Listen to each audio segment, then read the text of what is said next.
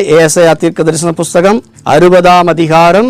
அப்பொழுது நீ அதை கண்டு ஓடி வருவாய், உன் இருதயம் அதிசயப்பட்டு பூரிக்கும். கடற்கரையின் திரளான கூட்டம் உன் வசமாக திரும்பும், ஜாதிகளின் பலத்த சேனை உன்னிடத்துக்கு வரும். உங்களை பார்த்து சொல்றது என்னன்னா, இந்த 2025ல உன் இருதயம் அதிசயப்பட்டு பூரிக்கும். ஆங்கிலத்தில் நல்லா சொல்லப்பட்டிருக்குது, your heart shall thrill and trembling with joy. 2025ல என்ன பண்ண போறாங்க? நம்மள thrilling joy. ஒவ்வொருத்தரும் ஒரு த்ரில்லிங் கொடுப்பாங்க நம்மளுக்கு. ஆமா, பிசாசு ஒரு த்ரில்லிங் கொடுப்பான், மனுஷன் ஒரு த்ரில்லிங் கொடுப்பான், உலகம் ஒரு த்ரில்லிங் நம்மளுக்கு கொடுக்கும்.